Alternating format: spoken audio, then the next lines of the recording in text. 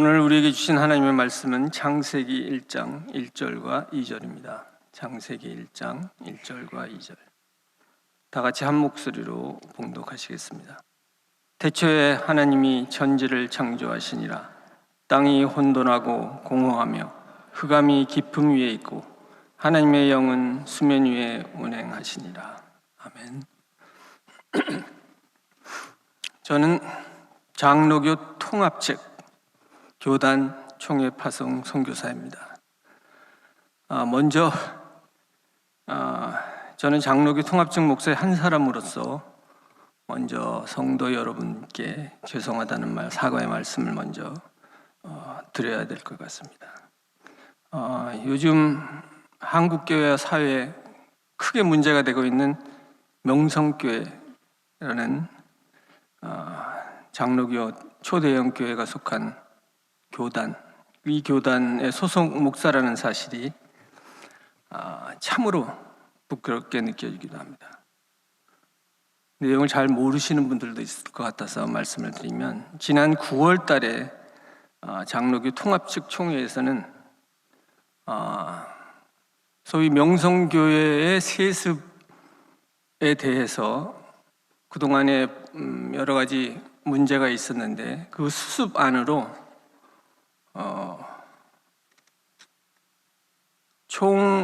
총회 총대, 그러니까 총회 대의원 1200명 중에 900명 이상의 찬성으로 명성교회 세습이 교단의 헌법에 규정되어 있는 그 금지 규정이 위반된다고 하면서도 명성교회의 세습을 2021년부터 허용한다는 안건을 통과시켰습니다. 이 절차 중에 문제가 있었던 건 뭐냐면, 명성교회 김사만 목사님이 당사자인데 총회석상에 나와서 호소를 했어요. 총회에서 명성교회를 품어달라고. 그리고 나서 토론이나 이런 절차 없이 그냥 거수로 가결이 됐는데, 명성교회 김사만 목사님한테 발언권이 주어졌으면 반대하는 측에도 발언권이 주어져야 될 텐데 그렇지 않았습니다. 반대 의견은 전혀 들어보지 못하고 거수로 표결하는 게 이루어졌습니다. 죄송한 말씀이지만 총회 대의원이라면 적어도 노회장이나 노회, 그리고 교회를 대표하시는 분들인데 이분들이 하나님 나라에 대해서 생각을 하고 계신 건지 알 수가 없습니다.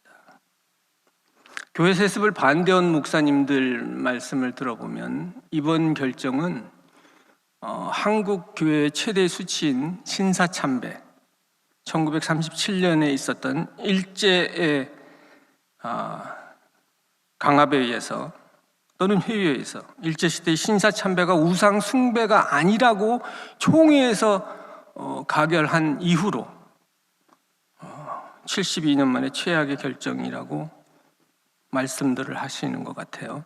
저도 그 판단에 전적으로 동의합니다. 명성교회 사태가 왜 크게 문제가 되냐면, 교단 헌법에 교회 세습을 금지한 규정이 있어요. 있는데 그 규정을 무시하고 그 규정은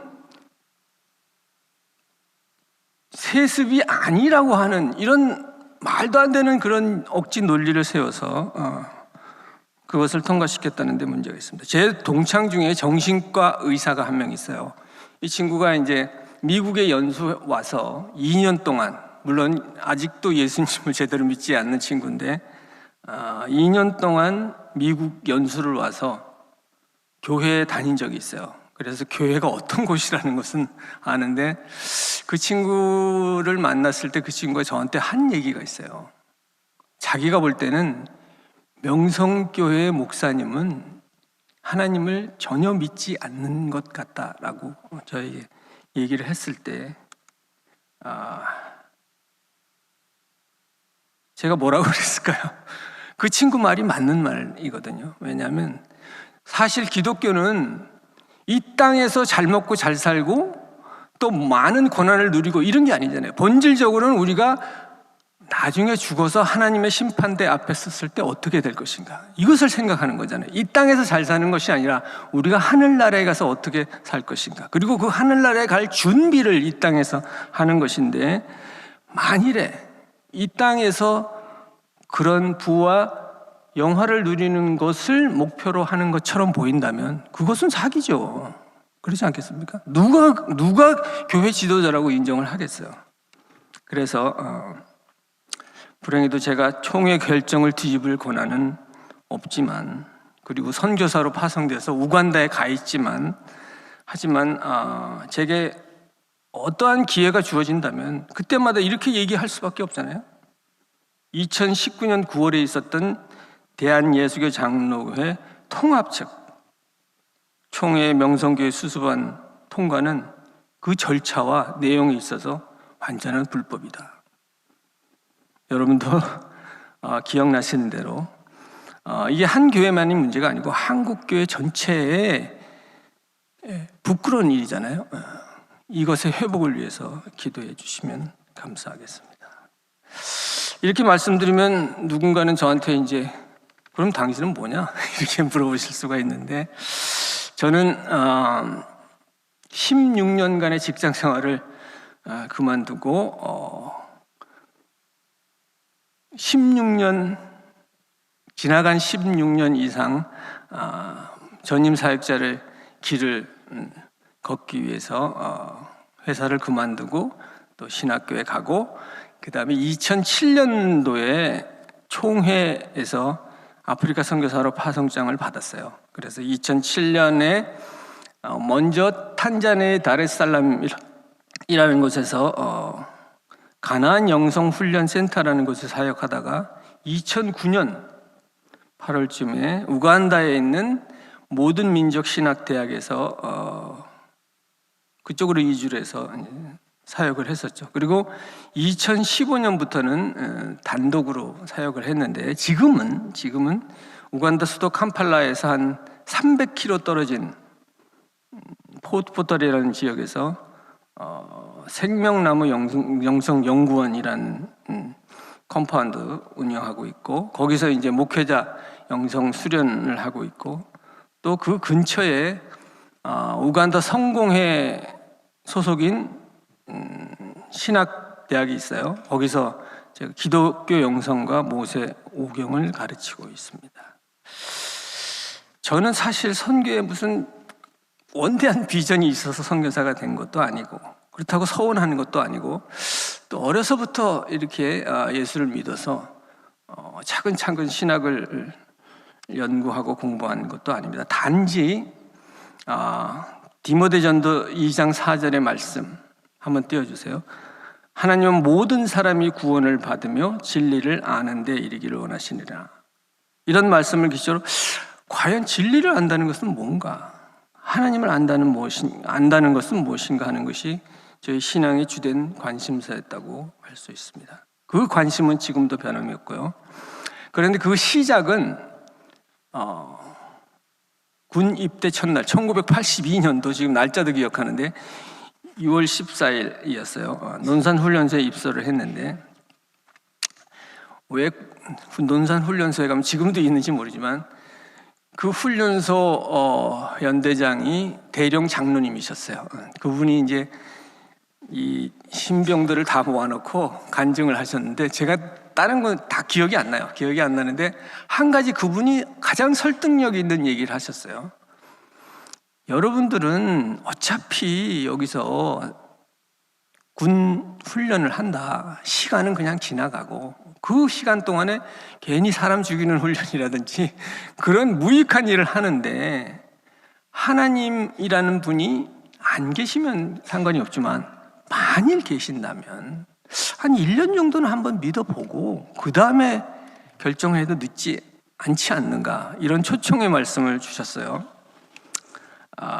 그래서 놀랍게도 벌떡 일어났어요. 그 전에 제가 예수님을 전혀 믿지 않았던 사람인데 그 장로님의 그 초청의 말씀에 벌떡 일어나서 그때 당시는 확실히 몰랐지만 이제 막사에 돌아가서 침대에 누워 있는데 회개의 눈물이 쭉 나더라고요.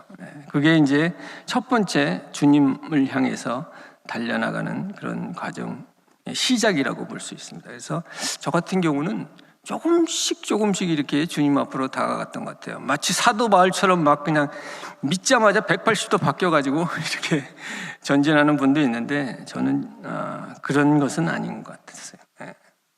그 다음에 뭐 여러 가지 일이 있었는데 결정적인 주님께서 직접 저희 삶에 개입하신 것은 언제냐면 1996년도에 뉴질랜드에 저희가 이제 가족들이 여행을 갔어요. 저희 친구 가족하고 그랬는데 거기서 교통사고가 나서 제가 운전하고 있었는데 그 8명의 가족이 이 타고 있던 밴이 추락을 해서 15m 정도 되는 추락해서 다른 사람은 다 튕겨져 나가고 제가 이제 안전벨트를 맨 채로 물속에 한 10분 이상 있었어요. 10분 이상 있었는데 하여튼 뭐 제가 그 얘기를 하려는 건 아니고 그래서 기적적으로 주님께서 영혼의 생명뿐만 아니라 육체적으로도 다시 살려주셔서 그 이후로부터 본격적으로 하나님을 깊이 아는 것에 대해서 관심을 가지기 시작했습니다. 그래서 그때부터는 직장 생활은 부업이고 그 다음에는 이제 기도하고 신학 관련 책을 읽는 것이 이제 주업이 됐는데 그때 주님께서 저한테 주신 말씀이 마태복음 28장 19절 20절 너희는 가서 모든 민족을 제자로 삼아 아버지와 아들과 성령의 이름으로 세례를 베풀고 내가 너에게 분부한 모든 것을 가르쳐 지키게 하라. 불자다 내가 세상 끝날까지 너희와 함께 하세요. 이런 말씀을 주셨어요. 하지만 그것이 이제 부르심의 말씀이었고 제가 거기다 응답을 했지만 또 직장 생활을 하고 있었던 터라 주저하다가 7년을 주저하다가 7년 후에 이제 신학대학원에 진학을 했어요. 그게 이제 2004년인데 1996년도 이후 여러 가지 이제 경험을 했지만 신대원에 가서야 비로소 이 영성이란 무엇인가에 대한 그 논리적 신학적인 체계 이런 것을 점점점 발견하는 그런 기회가 됐는데 교회사적으로는 하나님을 아는데 두 가지 방식이 있어요. 하나는 긍정의 방식, 하나님이 어떤 분인가 주로 이 말씀을 묵상하고 기도를 통해서 하나님을 아는 적극적으로 하나님을 파악하는 그런 방식이라고 볼 수가 있습니다. 또 하나는 부정의 방식, 하나님이 아닌 것을 버리는 것. 이것이 두 가지 부정의 방식인데 이 두 가지가 대표적인 하나님을 아는 방식이라고 볼 수가 있습니다. 제가 다녔던 그 신학교에서는 이 두 가지 방식을 각각 전공하신 분이 계셨어요. 물론 그 두 분뿐만 아니라 여러분들이 저한테 영향을 주셨지만 오늘 말씀을 통해서 우리 모두가 주님의 뜻을 발견하고 주님과 가까워지기로 결단하는 시간이 되면 좋겠습니다. 우선 창세기 1장 1절에서 2절은 제가 그동안 오랫동안 묵상하고 지금도 묵상하고 있고 아마도 앞으로도 묵상을 해야 될 말씀으로 생각이 됩니다. 왜냐하면 창세기 1장 2절이 성경 전체의 서론이기도 하지만 하나님께서 오늘 우리에게 주시는 영적인 지혜의 서론이라고도 할 수 있기 때문입니다. 하지만 서구의 일부 학자들은 창세기 1장 1절과 2절을 이렇게 해석을 해요. 태초에 하나님이 천지를 창조하실 때에 땅이 혼돈하고 공허하며 뭐 이렇게 1절을 하나의 독립된 문장으로 하지 않고 부사절로 해석해서 한 1절과 2절을 묶어서 한 문장으로 이해를 하는 경우가 있어요. 이렇게 되면 뭔 문제가 생기냐면 하나님이 태초에 천지를 창조하실 때에 땅이 혼돈하고 공허하다면 그죠?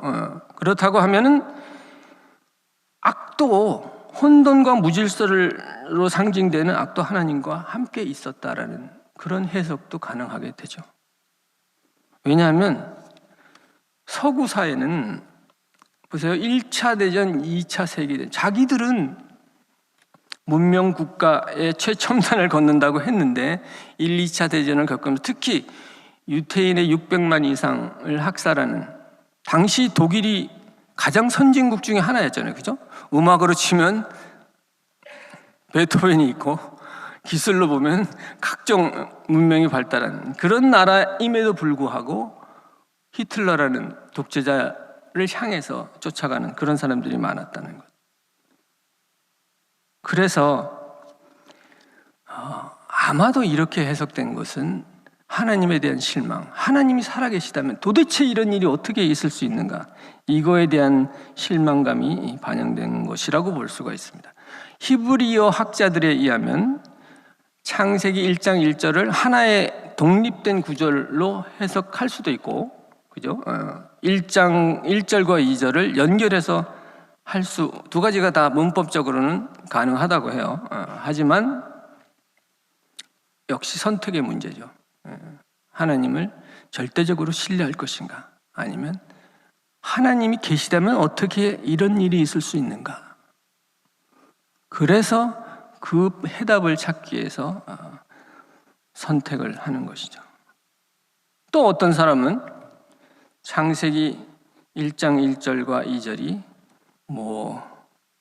빅뱅 후의 광경을 표시했다, 이렇게 얘기하는 분도 있는데, 성경은 자연과학적인 사실을 기술한 것은 아니죠. 또 어거스틴이라는 교회사의 마지막 교부라고 할 수 있는데, 이분은 또 무에서 하나님이 창조하신 직후에 아주 원초적인 물질이 만들어져 있는 것을 표시했다, 이렇게 얘기하기도 합니다. 하지만 이 모든 것은 그 당시에 하나님을 이해하는 하나의 도구로서 이해하려는 노력이라고 볼 수가 있습니다. 성경을 한마디로 요약한다고 하면은 대개 요한복음 3장 16절을 많이 드시잖아요. 하지만 어떤 의미에서는 창세기 1장 1절이 믿음 생활의 시작이라고 볼 수가 있습니다. 제가 예수님을 믿기 시작하기 이전 대학 2학년 때였어요. 아직은 이제 군대 가기 전인데, 제가 원래는 교회 다니는 친구들을 별로 좋아하지 않았습니다. 왜냐하면 좀 이렇게 뭔가 나약해, 하여튼 교회 다니는 사람들은. 그래서 제가 막 좀 놀리기도 하고 이런 적이 많았는데, 제 동기 중에 송 XX이라는 친구가 있었는데, 이 친구가 여기 주머니에 십자가를 항상 달고 다녔어요. 그래서 저는 알았죠. 교회 다니는 친구라는 것을. 그래가지고 제가 이제 시비를 걸었어요. 그때 이제 제가 좀 법서를 보고 좀 논리적이다 이렇게 훈련도 하고 이래가지고 그 친구를 불러가지고, 너 기독교인이지? 그렇대요. 그래가지고, 아니 너네는 맨날 천당 간다고 그러는데 설사 신이라는 존재가 있어도 그거를 너네들이 어떻게 하냐, 그거는 말이 안 되잖아, 어떻게 확신을 하냐 이거지. 그때 그 친구가 이제 저한테, 평소에는 그렇게 좀 이렇게 뭔가 좀 엉성하고 나약하고 이렇게 보이던 친구가 이렇게 얘기했어요. 하나님의 말씀은 이렇게 시작해. 태초에 하나님이 천지를 창조하시니라. 너무나 당연한 말씀이기 때문에 구체하게 설명이 필요 없어. 결국은 선택의 문제야. 네가 하나님을 믿을 거냐 안 믿을 거냐, 선택의 문제지. 네가 창세기 1장 1절을 믿는다면 인생의 모든 문제가 해결될 수 있어. 그 친구 뿔테 안경 왜 검은 거 있잖아요, 이런 거 쓰고 비슬비슬한 친구인데 그렇게 당당하게 얘기를 하는 거예요. 그리고 그 뒤에 또 몇 마디 했는데, 그때 당시는 제가 몰랐어요. 그 당시 그 이후로 무슨 얘기를 했는지도 잘 기억이 안 나지만 지금 생각해보면 그때 장면이 지금도 기억해. 그것이 벌써 한 30몇 년 전 얘기예요. 근데 그때 학교 앞에 본관에 그 대리석 기둥이고 그 친구가 거기 서 있고 그 친구가 저한테 얘기한 모습이 아주 또렷하게 기억이 됩니다. 왜 그게 기억날까요? 하나님의 말씀이 장엄하게 선포되는 순간이었기 때문일 것입니다. 제가 의식하든 안 하든 하나님의 말씀이 선포되는 순간 그 말씀은 제 뇌리에 깊숙이 새겨졌기 때문입니다. 하지만 문제는 이 창세기 1장 1절의 그 위대하신 하나님의 천지 창조의 선포, 하나님이 태초에 천지를 창조하시니라, 이 한 구절로 성경이 끝날 수가 있었거든요. 그런데 이제 우리 인간의 타락으로 여러 가지 하나님께서 인간을 구원하시기 위한 원대한 역사가 진행되어 왔는데, 가까이는 아까 말씀드린 장로교 통합 측, 하나님이 살아계신데 왜 하나님의 나라가 이렇게 망가지고 있는가? 이렇게 우리가 의문을 제기할 수 있어요. 아까 저한테 그 말씀을 선포한 친구는 졸업해서 이제 침례교, 감리교 목사가 됐다 그래요. 그래서 남원에서 열심히 목회하고 있었는데, 제가 신대원 들어가서 입학하기 직전에 이제 히브리어 그 집중 과정이 있어요. 그때 제가 히브리어 수업을 하기 하는 첫날에 제가 그 친구가 소천했다는 연락을 받았어요.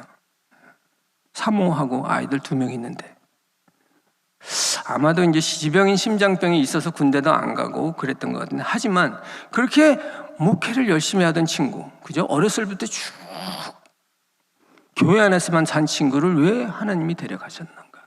이거에 대한 의문이 있을 수 있잖아요. 우리는 이해하기 어려워요. 하나님이 살아계시다면 어떻게 그럴 수 있는가? 이게 이제 우리 모두의 의문일 수가 있어요. 또 다른 예를 들면, 제가 이제 교회 생활할 때 초등부 부장 이거 했는데, 그때 이제 교육전도사 한 분이 있었는데, 황모 목사라고. 이 친구는 장신대 학부 4년, 신대원 3년, 7년이죠. 거기다가 조직신학, THM 2년, 9년을 꼬박 학교 기숙사에 있었어요. 교회하고 학교 밖에는 모르는 친구인데. 근데 이제 이 친구가 총각이었기 때문에 이제 교회학교 선생님들이, 그때 여자 선생님들이 막 뭘 물어보면 얼굴부터 빨개지는 뭐 이런 순수한 사람이었는데, 이분이 이제 그 목사 안수를 받고 총각으로 목사 안수를 받고 어떤 교회에 부목사로 부임을 했어요. 그런데 그 교회가 분란이 생겼어요. 그래서 간사가 하는 일, 사찰 집사가 하는 일, 이 모든 일을 혼자 하다가 2년도 안 돼서 하나님의 부르심을 받았어요. 근데 그렇게 오랫동안 하나님의 일을 하기 위해서 준비한 그 사람을 왜 하나님이 데려가셨나 이거죠. 사람들은 이렇게 얘기해요. 어떤 분은 이렇게 얘기해요. 이 세상에서 살기가 힘들기 때문에 하나님께서 먼저 데려가셨다. 이렇게 또 얘기를 하시는 분이 있지만, 부모님들이 그 말씀을 이해할 수 있을까요? 이해하기 힘든 일이죠. 그래서 하나님을 믿기 어려운 현실, 이 가운데서도 순전하게 하나님을 믿는 믿음, 이것이 이제 하나님을 믿는 우리의 신뢰의 여정이라고 볼 수가 있습니다. 다시 한번 창세기 1장 2절을 보면, 땅이 혼돈하고 공허하며 흑암이 깊음 위에 있고 하나님의 영은 수면 위에 운행하시니라, 이렇게 되어 있죠. 창세기 1장 2절은 타락한 우리 인간이 어떠한 경로를 통해서 하나님의 형상을 회복해서 하나님을 닮게 되는가에 대한 길을 비유적으로 제시할 수 있다고 볼 수가 있습니다.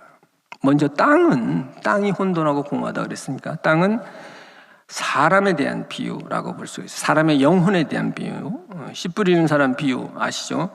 마태복음 13장, 마가복음 4장, 누가복음 8장. 여기에 4가지 형태의 땅이 나오죠. 길가, 돌밭, 가시떨기, 좋은 땅. 결실을 맺는 땅은 좋은 땅밖에 없죠. 길가나 돌밭이나 가시떨기는 시간의 차이만 있을 뿐 결실을 맺지 못하는 것은 매 한 가지죠. 그리고 좋은 땅에서만 30배, 60배, 100배의 결실을 맺고 있습니다. 그래서 땅은 사람의 영적인 상태라고 이해해도 좋을 것 같습니다. 그래서 먼저 땅의 첫 번째 단계를 보면 땅이 혼돈하고 이렇게 돼 있어요. 혼돈에는 두 가지 종류의 혼돈이 있죠. 하나님을 전혀 알지 못하고 하나님을 믿지 아니하는 혼돈이 있고, 하나님을 믿기는 믿는다고 했는데 믿지 아니한 사람과 전혀 구별이 안 되는, 영적으로는 어린아이 상태에 있는 사람과 또 불신자하고는 잘 구분이 안 됩니다. 제가 요새 영화는 잘 몰라서 옛날에 이 투캅스라는 영화가 있었어요. 연세 드신 분은 아실 수 있는데, 안성기 씨하고 박정훈 씨가 이제 경찰로 나와요. 거기서 이제 안성기 씨가 부패한 경찰인데, 이분이 이제 관할 업소에 돌아다니면서 이제 돈을 받아요. 돈을 받아와가지고 그 중에 일부를 떼어가지고, 이분이 교회 집사인가 봐. 그래가지고 이제 봉투에 그 갈취한 돈을 넣어가지고 교회에 와요. 교회에 와서 저기 앉아가지고 봉투에 손을 맞잡고 주여 저희에게 복을 주시옵소서 이렇게 기도를 하는 것이 너무나 인상적이었어요. 그렇다고 하면 이 형사가 믿는 분이 하나님이에요? 아니면 그 갈취한 돈이에요? 또 한 가지 예를 들면, 술이 무지하게, 이거 우리나라 얘기는 아니고 미국의 얘기인데, 술이 무지하게 센 청년이 있었어요. 그래서 그냥 술만 먹었다 하면 왜 이렇게 막 이렇게 소리 지르는 이런 분 있죠. 그리고 또 이 친구는 하도 술이 세가지고 한 번도 자기보다 술이 센 사람과 대적을 해서 진 적이 없어요. 그래서 끝까지 남는 사람이 이 청년이었어요. 근데 이 친구가 어느 날 회심을 해서 수도사가 됐다 그래요. 수도사가 됐는데, 어떤 수도회의 수도사가 됐냐면, 가톨릭 수도회 중에서는 트라피스트 수도회가 가장 이 고행이 센 수도회라 그래요. 우리나라에도 있었는데, 이건 제가 어떤 신부님한테 직접 들은 얘기인데, 우리나라에도 한 20, 30년 전에 이게 있었다 그래요. 근데 음식은 조금 주고 고행은 많이 시키고 이래가지고 젊은 수도사들이 다 도망갔대요. 그래가지고 제가 이 얘기를 한 10몇 년 전에 들었는데, 지금은 있는지 모르겠어요. 하여튼 그때까지만 해도 없었어요. 그래서 한국에는 트라피스트 수도회가 없었어요. 그런데 이 가장 고행이 세다는 트라피스트 수도회에 가입을 했어요. 가입해가지고 이제 수도회를 하는데, 이 수도사들이 이제 결의를 했어요. 사순절 기간에 우리가 40일 동안 금식을 하자. 이래서.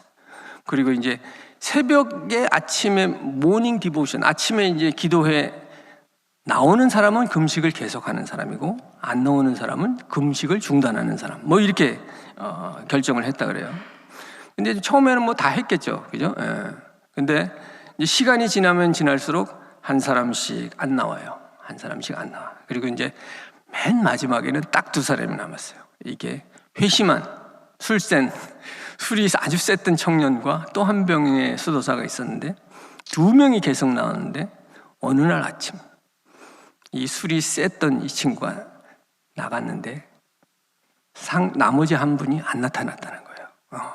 근데 그 순간 이분이 이제 가슴 속에 이 기쁨, 그 희열이 올라왔는데, 그 희열이 어떤 거냐면, 전에 술래기를 해서 다 쓰러뜨리고 자기가 혼자 남았던 그 희열과 지금 금식 기도의 마지막 남은 희열과 이게 똑같았다는 거예요. 뭘 말하는 것인가? 이분이 복장은 수도복으로 갈아입고, 그죠? 술 대신 금식이라는 그런 수단을 했지만 결국에는 변한 게 없다는 거죠. 하나님을 위해서 금식한 것이 아니라 자기의 성취를 위해서 금식한 것이라고 볼 수가 있죠. 겉으로는 변한 것 같지만 내적으로는 전혀 변한 것이 아니죠. 우리가 하나님을 믿는 믿음 생활을 하지만 이것이 과연 하나님을 위한 것인가? 나의 만족을 위한 것인가? 이거를 수시로 성찰해봐야 되겠습니다. 두 번째는 공허라고 볼 수가 있는데, 히브리서 5장 12절에서 14절을 한번 보실까요? 제가 봉독하겠습니다. 시간 관계상. 때가 오래되었으면 너희가 마땅히 선생이 되었을 터인데 너희가 다시 하나님의 말씀의 초보에 대하여 누구에게서 가르침을 받아야 할 처지이니 단단한 음식은 못 먹고 젖이나 먹어야 할 자가 되었도다. 이는 젖을 먹는 자마다 어린아이니 의의 말씀을 경험하지 못한 자요 단단한 음식은 장성한 자의 것이니 그들은 지각을 사용함으로 연단을 받아 선악을 분별하는 자들이니라. 하나님이 주시는 혜택 또는 은사, 이런 것이 젖이라고 볼 수가 있어요. 이것이 없어도 하나님 말씀을 준행하고 하나님 말씀을 경험하는 것이, 이것이 이제 장성한 사람으로 나아가는 과정이라고 볼 수가 있죠. 그래서 그러면 그 다음에 어떻게 될 것인가? 시편 131편을 한번 볼까요? 이것이 영성적으로는 굉장히 중요한 구절인데, 시편 131편을 한번 봉독해드리면, 여호와여 내 마음이 교만치 아니하고 내 눈이 높지 아니하오며 내가 큰 일과 미치지 못할 기이한 일을 힘쓰지 아니하나이다. 실로 내가 내 심령으로 고요하고 평온케 하기를 젖된 아이가 그 어미 품에 있음 같게 해왔나니 내 중심이 젖된 아이와 같도다. 이스라엘아 지금부터 영원까지 여호와를 바랄지어다. 우리 어렸을 때 그렇잖아요. 젖을 떼 가지고 밥을 먹어야 될 상황인데 계속 엄마 젖을 먹겠다고 울면 여기다 막 엄마 젖에 뭐 바르잖아요, 그죠? 쓴 거. 그래서 젖을 떼야 돼. 젖을 뗐지만 지금 시편 기자는 어미의 품 안에 있는 것만으로 만족을 하고 있습니다.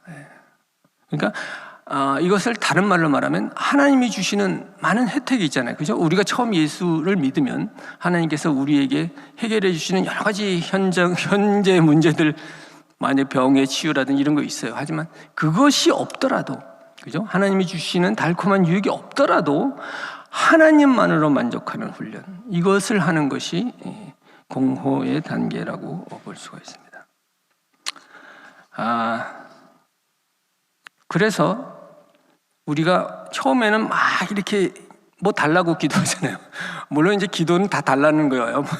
뭐 영적인 것을 달라 그러든 뭐 필요를 달라 그러든 다 청원 기도의 범주에 속해 있지만, 그래서 어떤 분은 뭐 그런 책을 쓰기도 했어요. 뭐 기도 응답의 비밀 뭐 이런 거 있잖아요, 그죠? 근데 이렇게 얘기를 하는 분이 있어요. 만일에 우리가 기도를 해서 하나님의 뜻을 바꿀 수 있다면 그것은 하나님의 팔을 비틀어 가지고 우리를 만족시키는 것이다 라고 표현하는 분도 있습니다. 그래서 하나님한테 무엇을 달라고 하는 기도에서 시작해서 대부분은 하나님과 사귀는 기도, 이것으로 진행하는 것이 일반적이라고 할 수가 있습니다. 그래서 물론 우리가 이제 은사도 필요하고 우리가 사는데 물질이 필요 없다 이런 거 아니잖아요, 그죠? 하지만 심지어는 영적인 기쁨 같은 것도 주님 자신은 아니거든요. 주님이 주시는 그 무엇이지 주님이 아닌 것이죠. 그래서 우리가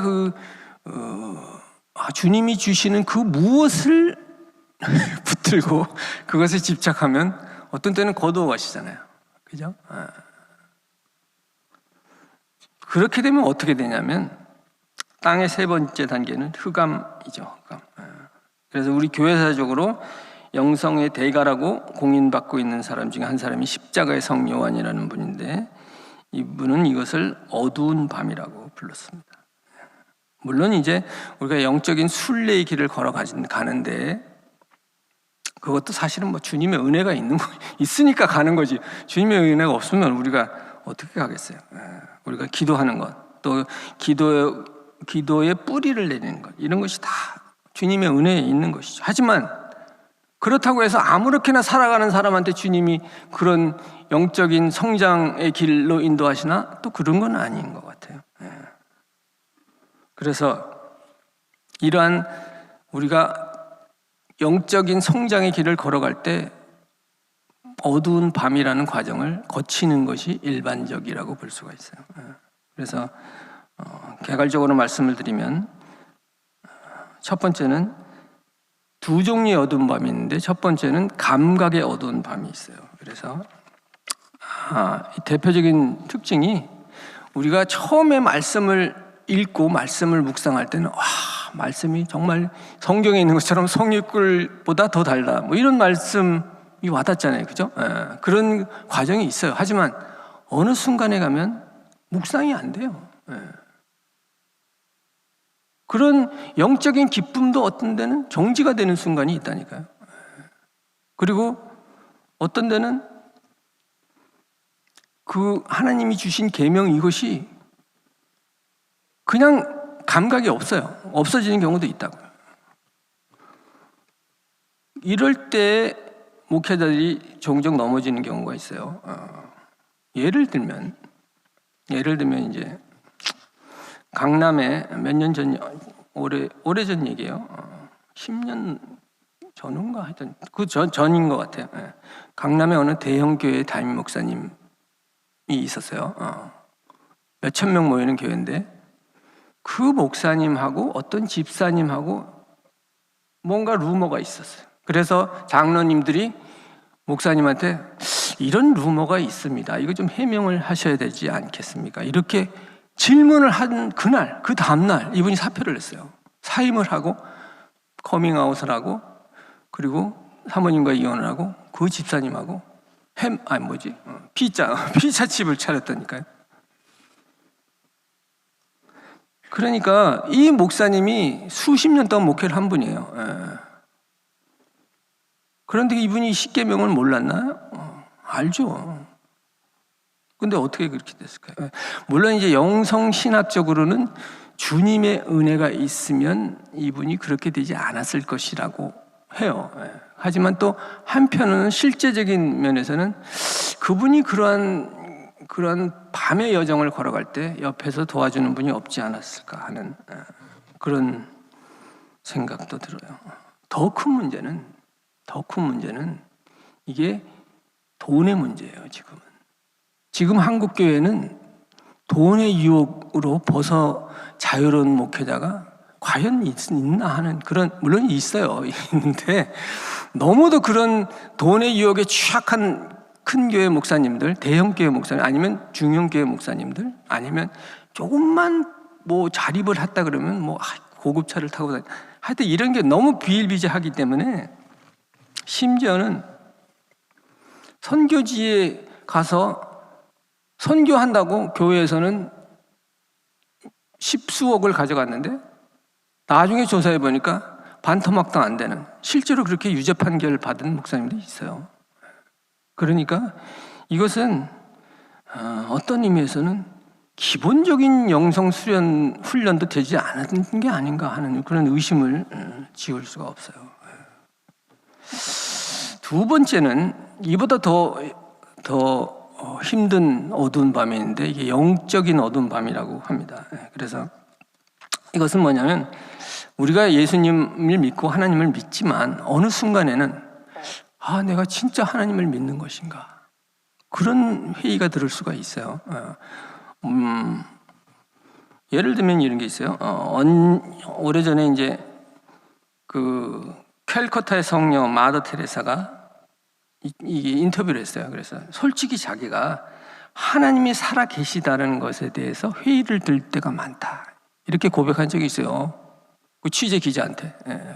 근데 이분이 하신 얘기가 그냥 예수님을 안 믿는 그런 상태의 그게 아니라 그동안 신앙생활을 쭉 해왔지만 갑자기 우리가 주님을 믿기 시작하는 것도 하나님의 은혜, 그죠?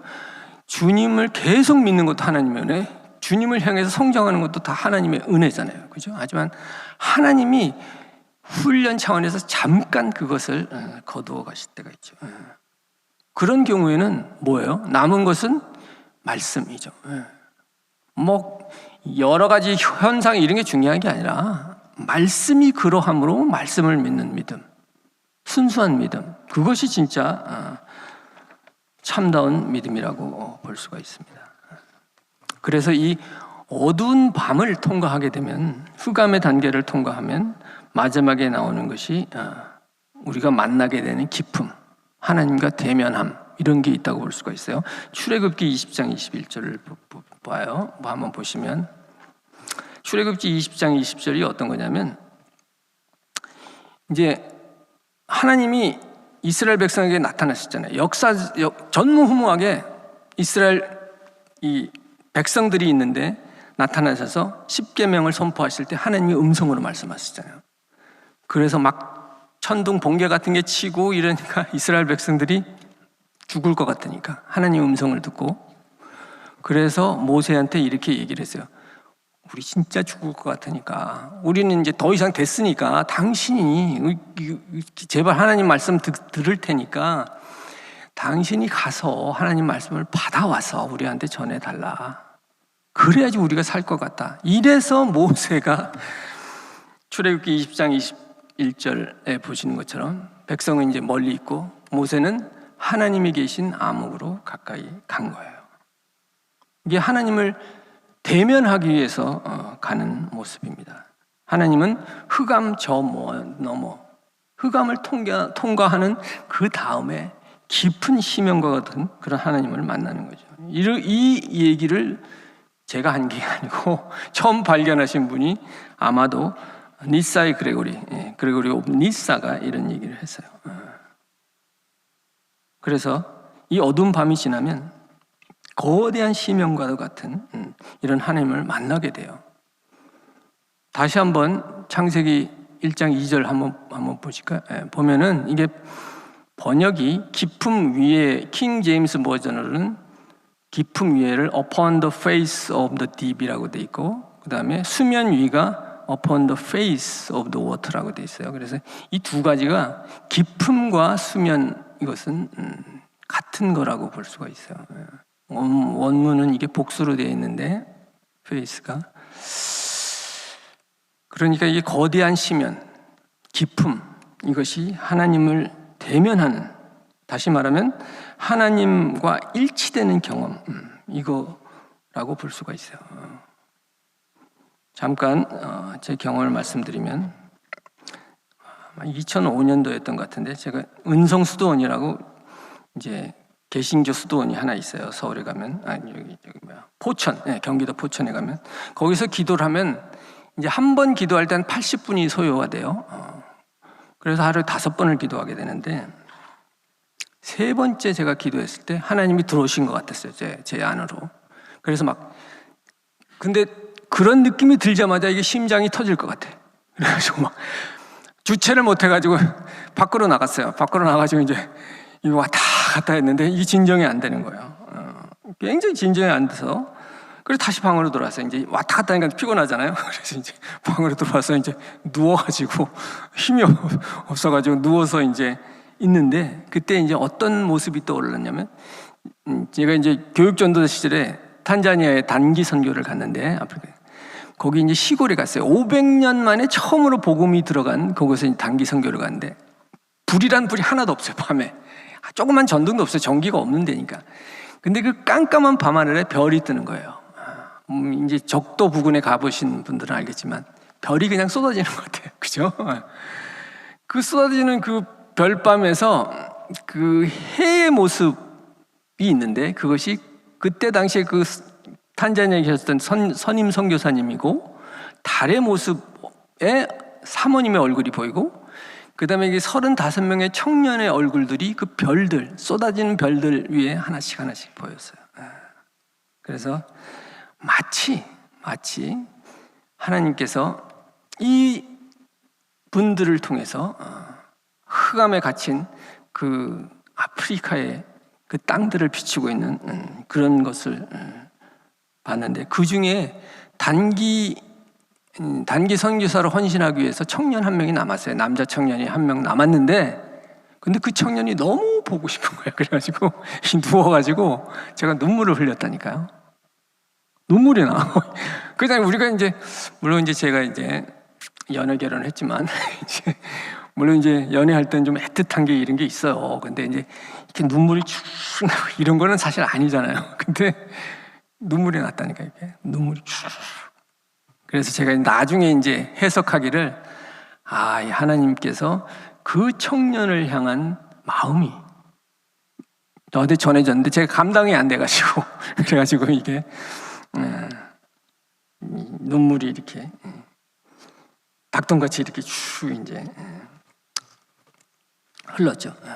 이것은 그 기품의 단계를 잠깐, 이게 뭐 계속 그렇게 된 건 아니에요. 그때 이제, 그러고 이제 했는데,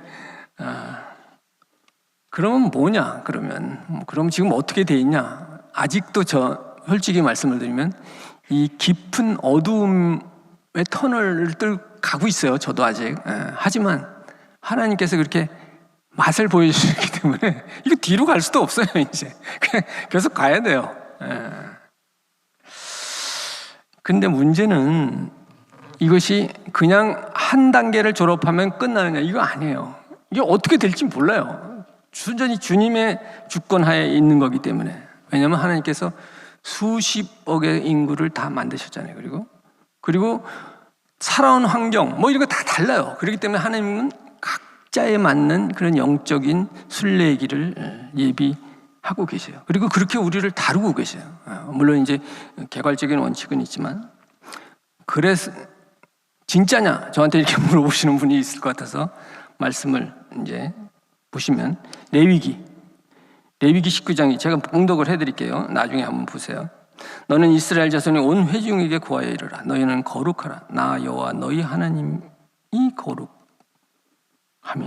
주님이 거룩하시니까 당신 이스라엘도 거룩하라는 얘기, 이게 분명해져요. 마태복음 5장 48절에 보면, 그러므로 하늘에 계신 너희 아버지의 온전하심과 같이 너희도 온전하라. 이게 가능한 일이에요. 이게 하나님은 무한하신 하나님이기 때문에 유한한 우리가 하나님을 닮으려고 노력은 하지만 되지는 않잖아요. 하지만 성경은 분명히 그렇게 말씀하고 있어요. 에베소서 4장 13절을 보면, 우리가 다 하나님의 아들을 믿는 것과 아는 일에 하나가 되어 온전한 사람을 이루어 그리스도의 장성한 분량이 충만한 데까지. 이거 어떻게 된 거예요? 가능한 일이에요. 그 다음에 베드로후서 1장 4절, 신의 성품에 참여하는 자가 되려 하셨어요. 우리가 신의 성품에 참여한다는, 이거를 동방정교에서는 이걸 심각하게 이해를 했어요. 그래서 우리가 신의 성품에 참여하면 우리가 하나님의 성품으로 바뀌는 거 아닌가?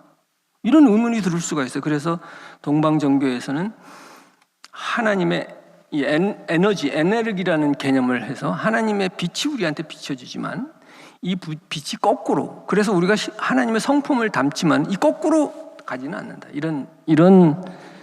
이런 신학적인 툴을 만들기도 했어요.